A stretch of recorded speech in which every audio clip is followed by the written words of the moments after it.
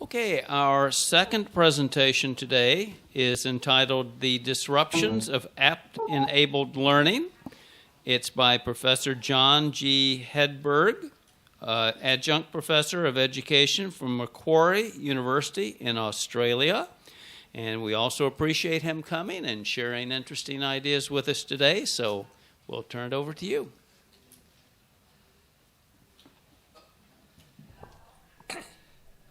Thank you very much for the introduction.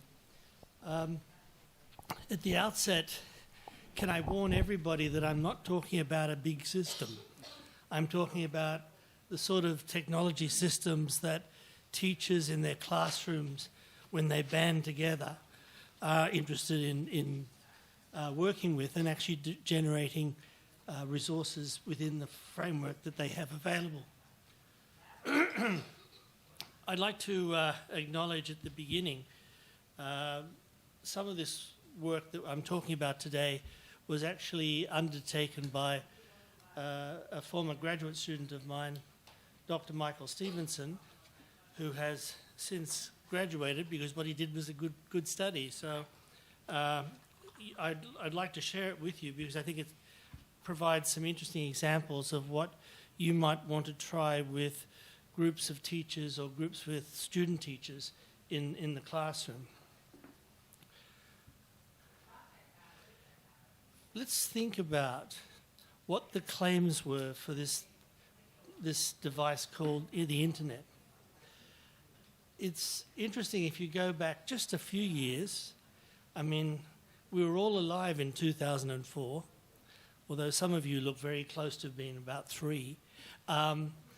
The whole idea is that since that time, we've got people predicting that this great thing called the internet would be to release the possibility of new devices, smart devices that would be akin to supercomputers, and that these early devices, the smart telephones, were really just tools for consumptions, not for creation and generating new resources. And it's that I would like to explore in the context of this presentation. I think it's important to look about what digital technologies do for us. And in Howard's presentation this morning, he talked about the Christensen definition, where a new technological innovation comes along and it displaces an existing dominant technology. And I like to think of this fairly clearly within most of our lifetimes as something like this is happening.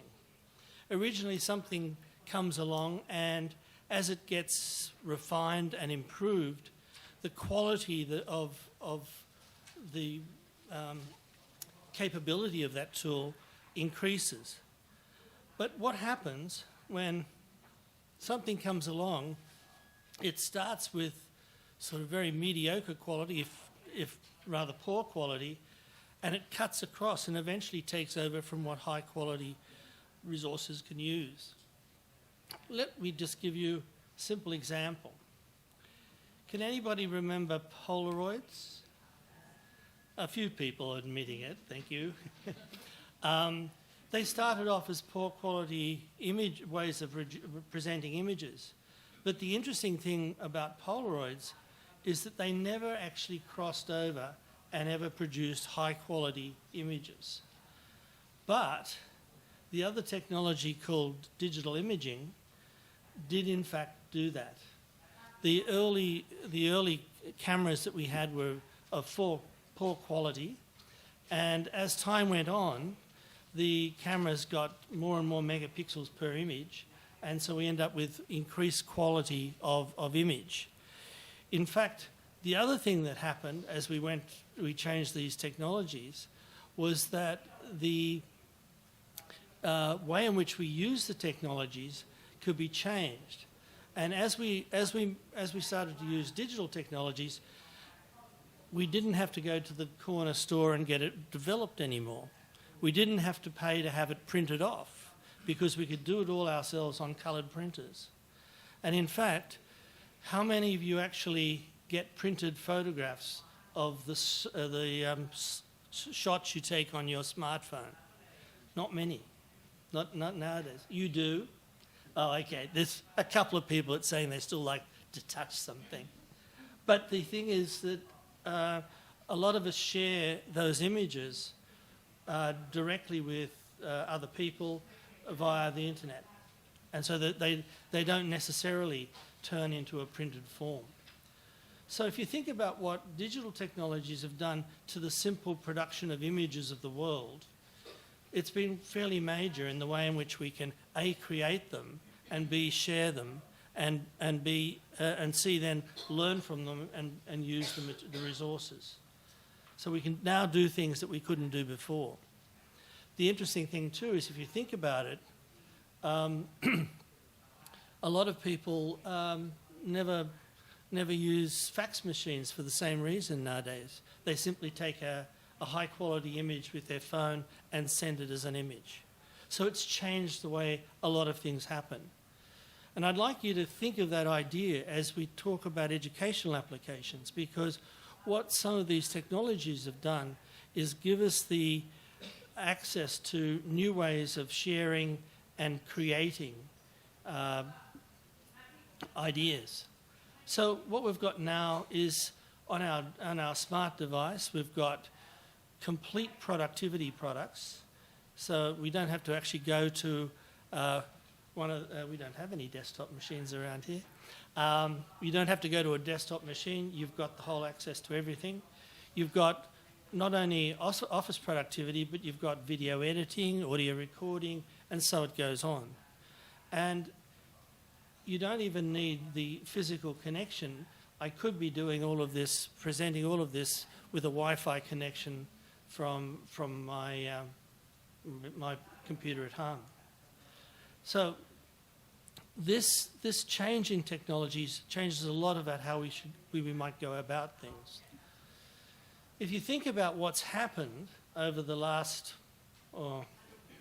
I'd say about 20 years, we started off with PCs, and eventually we started with graphical user interfaces, and then along came the web. Can anybody remember the year? Was anybody alive in 1993? Some of us admit it. Yeah, so it's not very long. I mean, it's within everybody's lifetime.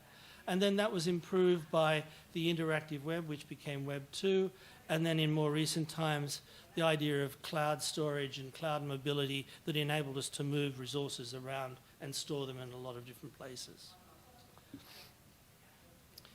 Now, this is not a very good image, but showing the actual sales of desktops, portables, tablets, and emerging desktops, which are the devices that are mixtures. If you look at it, this only goes up to the prediction is for 2017, but increasingly the prediction is that desktops will disappear and that increasingly people will be using mobiles and more recently smart devices. And if you actually look at current figures, that's pretty much what's happened. The other thing too is with the current mobile technology or smart technology, we have actually a lot of possibilities. And in fact, it's only in the last quarter of that the sales figures have started to go down. But they're still fairly popular. Actually, I heard just the other day that it's the end of next month will be the last month they produce VHS recorders. So if you want to get a VHS recorder, you better go out there and buy it soon, because you won't be able to buy them after that, except as second-hand devices. So we have a high saturation of smartphones, and that means that we now think of the devices that we use for most of our activities, for learning and for sharing, look something more like this. And there's even combinations of hybrid devices. But let's think about what gets disrupted. If you think about it, It's the tools that we play with, the changes from analog to digital, from the sort of labs of equipment that we provide currently in institutions through to student-provided devices. How many people go to a university or a college that is getting rid of their computer labs? Anybody? No, the computer labs you have at the college. Nobody? Oh, that's interesting.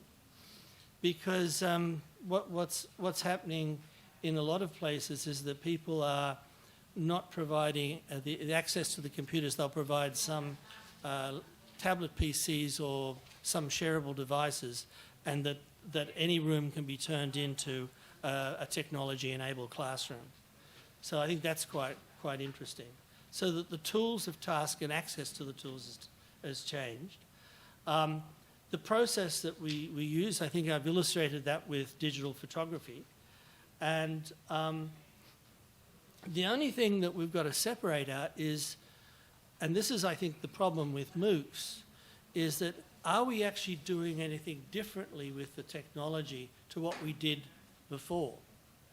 And that's I think, the challenge for MOOCs. So I sit on the non-MOOC side of the world, and if you'd like to hear the argument for it, and you have access to a magazine called Educational Technology from last year, there is a wonderful article that argues for why MOOCs are no good. But apart from that, I know that people actually do use them and are quite successful with it. But I think the concerns that the MOOC people have, that is of completion rates and keeping people amused and interested and interactions occurring, real challenges that if we focus more on the app, we can actually do something about. So that's my thesis. So the thing that's really important about apps is that each device that people have in this room will run most of common software app illustrations, and you can use similar apps in education and entertainment, productivity, and so forth. So there's a lot of ability to move files and share resources between different types of operating systems. One of the things that has made the whole move to app-based environments quite interesting is the way in which it allows generativity. That is, the capability to produce change through contributions that are not stymied by the sort of operating systems and the sort of monolithic mainframe systems that we currently run in most of educational contexts. That means that as a student with a smart device, I have a whole range of things I can do with that. I can actually collect data in the field. I can take images of real life events. I can share those. I can work collaboratively with others. I can create visual sequences and so forth. And so Zittrain in 2009 was basically suggesting that these 5 reasons are reasons why the move to apps is more likely to occur. And I leave those with you. The other themes about why we should consider moving in this direction is that often when people ask students which one they preferred, they often went, I would prefer tablets. And in fact, we conducted a study where we had over 100 teachers from different schools, and they were bribed to become part of this study by saying, we said to them, we'll give you $10,000 to spend however you like if you participate in the study and work together to achieve a final result. And the task they had was that they had to rework the curriculum and generate resources to teach that reworked curriculum. And it was working across, this was in schools, and I know most people here are not in schools, but it was working with elementary schools as well as high schools, secondary schools. And it's really interesting. When teachers got together in a group of half a dozen, which is what most of them were, and they were making choices about the sort of technology that would best help them teach a new curriculum in the classroom, invariably they chose to use tablets and ways in which you could use the Wi-Fi as a way of connecting and sharing. And the reason why they did that is, compared with most higher education or most larger organisations, they don't have any technical support. So as long as they've got a wireless access point, the rest of it can happen around it. And that's a really important aspect of that particular choice of technology. However, having just said that, teachers like the idea that there were studies that have occurred where students have rejected the whole idea of using tablets. However, the interesting thing is when students are given access to the tools themselves and have a device that they can use and they don't have to share with anybody else, suddenly they become much more interested. So I think it's a question of time till we see in learning environments that students will have their own resources and use them that way. So I think that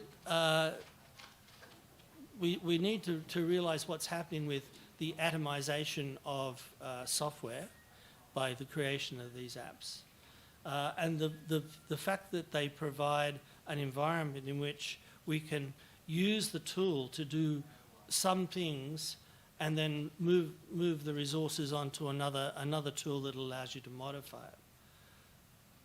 I just thought I'd throw something else that had nothing to do with it into the presentation, so not everybody would be asleep or taking pictures of the slides. Anyway, the whole idea of atomization is taking a more complex set of processes and separating them out into components that enable you to save aspects of a file or aspects of some images or whatever the tool is into a shareable form. Often they can be PDF files or videos files and so forth.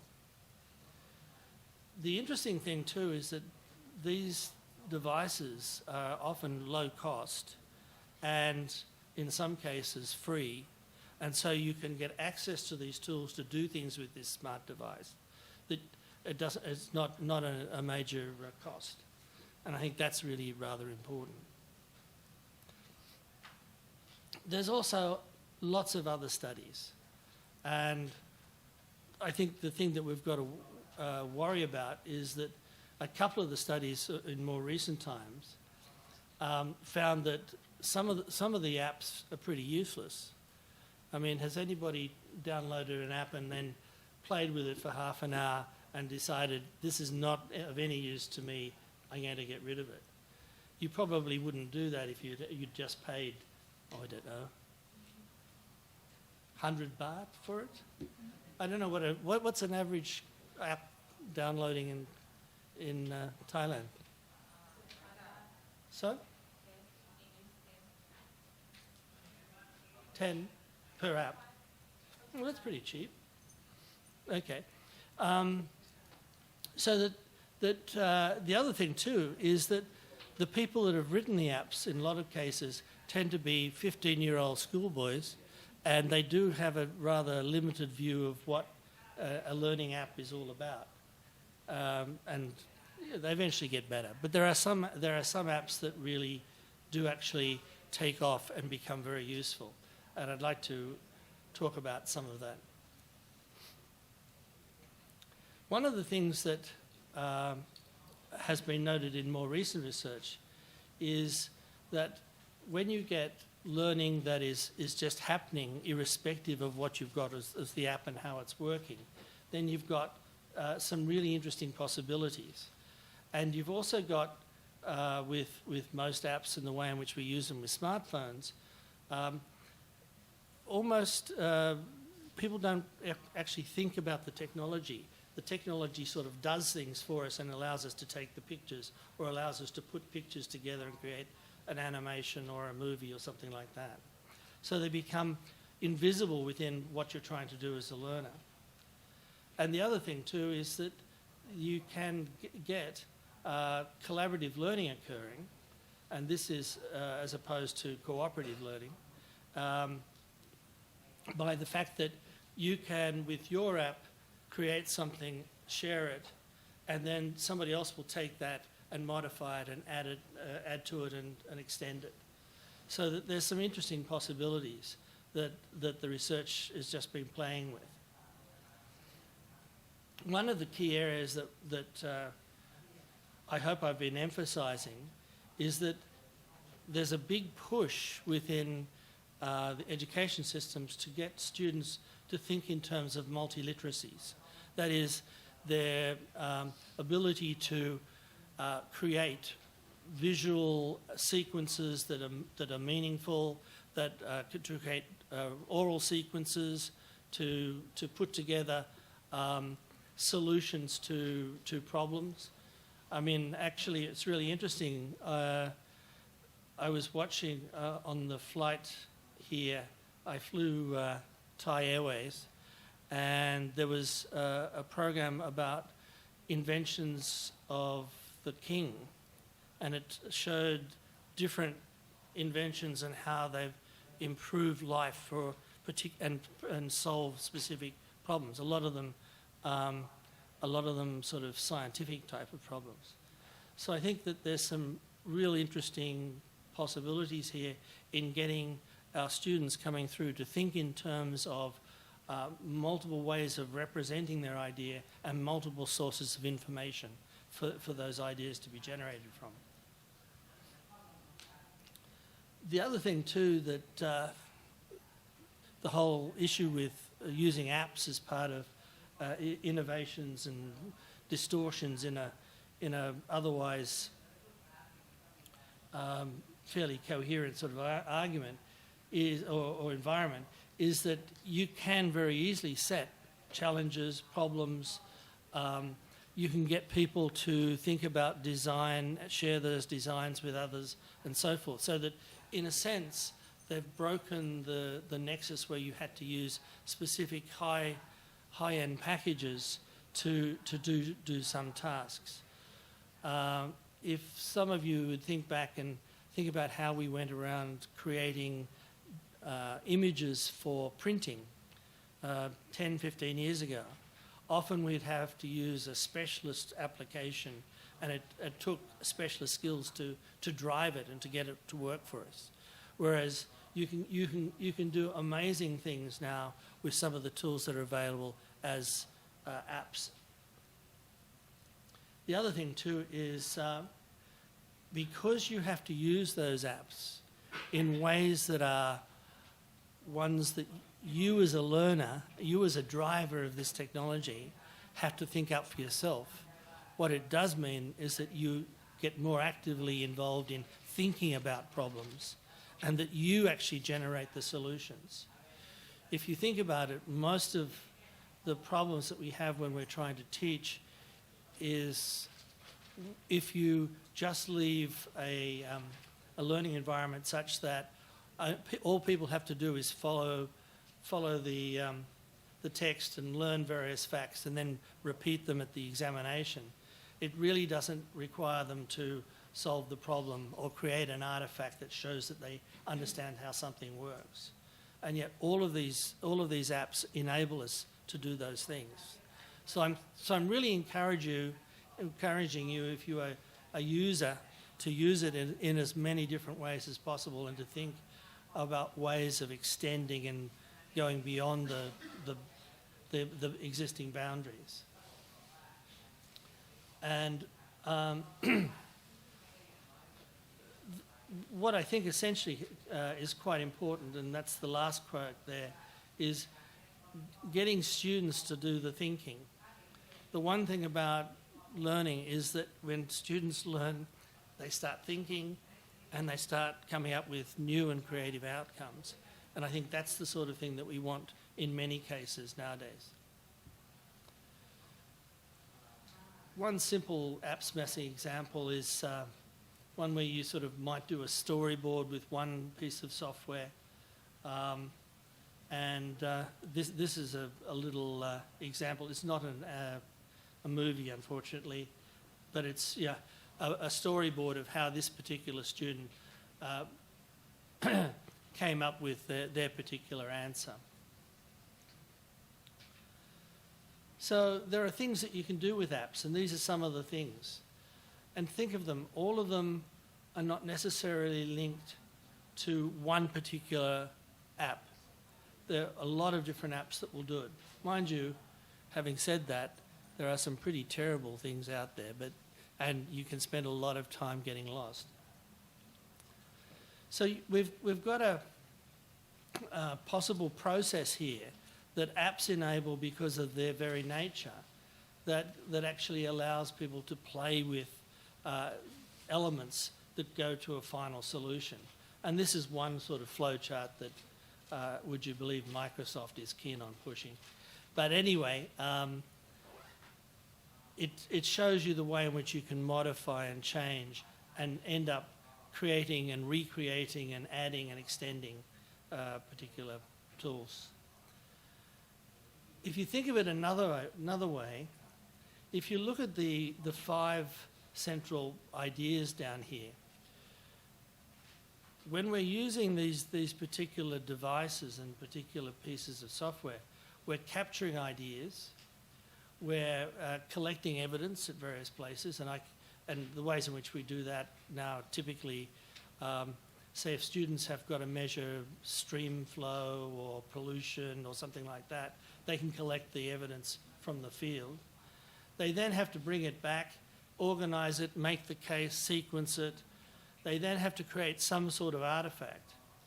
And one of the things that is really exciting is that this whole way of thinking gets the students thinking about how can I put something together that will demonstrate that I understand this topic and that I've got a solution to the particular problem that I've identified.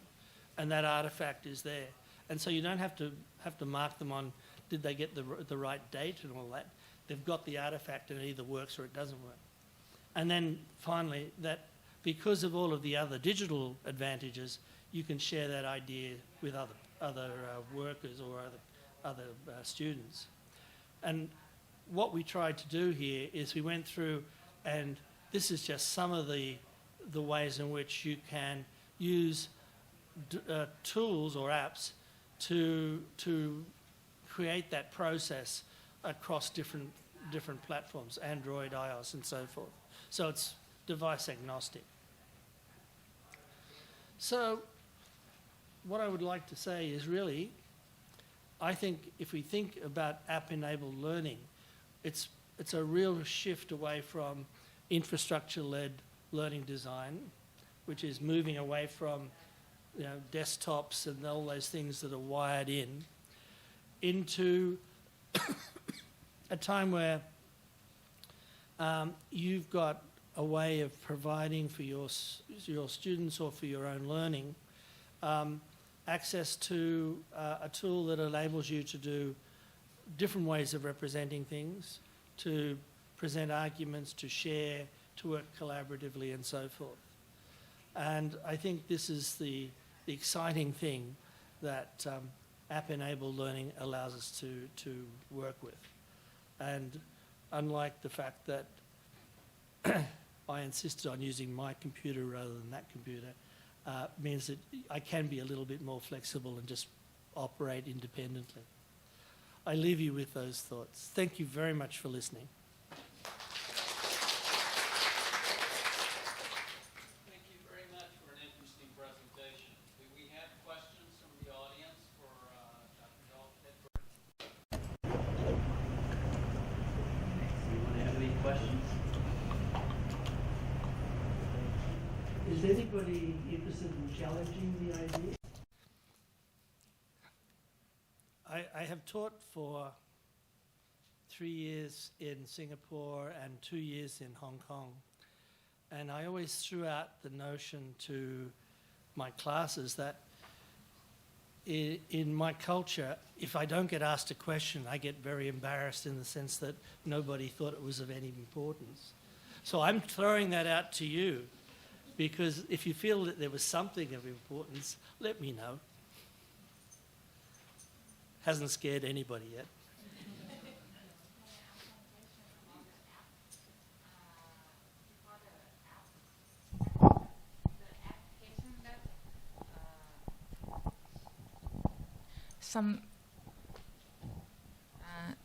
How you know that the app, this one is good for learn or this one is not good for learn? Because the people, like the family, they have a lot of kids, right? Yep. So how you can say this app is good for every people, or some kind like this for young learner, this for adult, this for how? I think you raise a very real question, a very difficult question to answer, because the thing that we do know is that there are a lot of apps that are out there that are not worth investing time in. I had 2 doctoral students who did a study for me looking at apps for mathematics learning for young kids. So looking at basically, 5, 6 through to about 8. And they looked at a great number of apps. But the thing that they found was that most of them focus very much on drill and practice. Now, the kids are quite happy working with a drill and practice sort of strategy. But the big problem that they also found is that if the kids don't have a move to more problem-based or more open-ended sort of questions, what happens is that they just keep doing the same thing over and over again. And I think this is where, as a learner, as a parent, or as a teacher, we need to be very focused on, this is not extending me, I need to do something more than this. And I don't think it's an easy solution. I'm not saying it is. But I think that in more recent years, I've been working with groups of teachers across Australia. And the thing that I've been amazed by, those teachers that can look at an app and see ways in which they can use it in the classroom in a way that sets up problems or allows people to solve problems and challenges them to do it. And if you think about it, you can get apps which are very closed, and the answer is always a certain number. But you can also get apps that basically, they've got to really work to find the answer. And provided, if you give students too much challenge, they may throw up their hands and say, look, this is too difficult for me. But it's really interesting. I worked with a grade 5 class when I was in Singapore, and we were doing a study on mathematics learning. And one of the real problems in primary mathematics, so grade 5 would be age 10, something like that, maybe 11. And we gave them a problem, which is one all of you probably have got through here, but 10-year-olds, 11-year-olds are really keen on mobile phones. And we asked them, can you tell us which of these 3 mobile phones would be the best mobile phone to have? And they beavered away, and the kids work away for about half an hour. And at the end of the time, one group put their hands up. Well, we think it's this one. And then another group says, no, you're wrong. It's this one. And before giving them an answer, we sort of said to them, well, if I'm going to do a little bit of travelling, and I'm travelling a lot to from Singapore to Malaysia or Thailand, and I want to do a lot of SMS messaging, which is the best plan? And they went back. They calculated. And another group came up, and they'd found an alternative solution. Now, this is a maths class, and for the first time, those kids realised that there wasn't a correct answer. They would just have to get the right answer given the conditions. And that really made them start to think. They started to realise what mathematics could do in ways that they never understood before. I just liked that because I thought it was marvellous to see. Anybody else? Yes. Yeah, it's good that you highlighted the fact that mobile apps can bring a difference to the learning of the students. I'm just wondering whether is there a policy in Australian schools not to disallow students from bringing their mobile phones? Because certainly I think in Indonesian public schools and in the Malaysian public schools, mobile phones are not allowed to be brought in. And the other thing is, even if they were allowed to be brought in, teachers have been saying that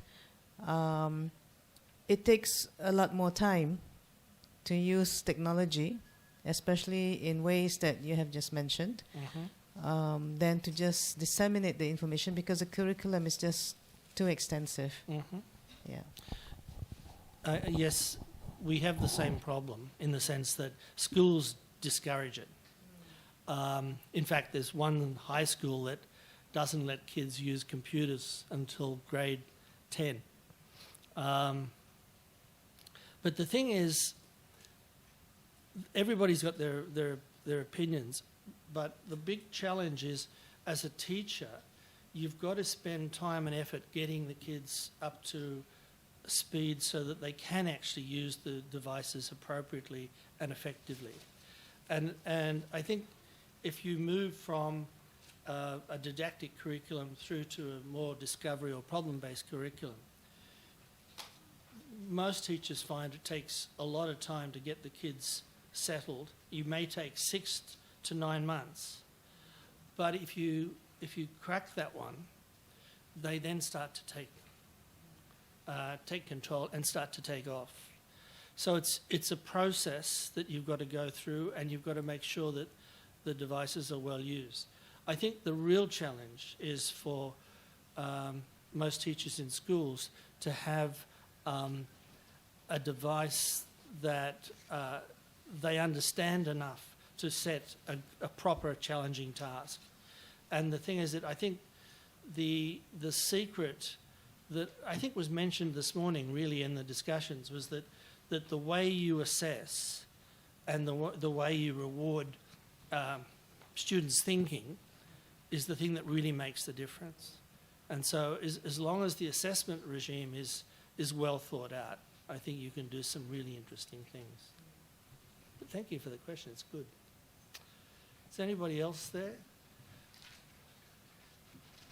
No?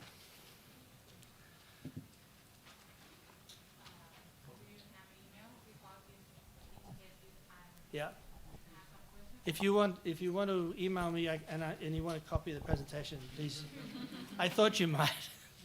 I was racing to put this together, and I didn't put the email down. But it's if you can look in the program and look at my name, it's john.hedberg@mq.edu.au.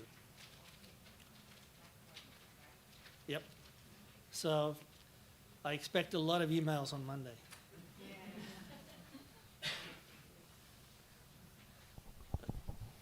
Thank you very much, and thank you to both speakers for a wonderful session. We'll take a break now. We're a little bit early, but we can start our break, and then we'll come back at about 3:15. Thank you.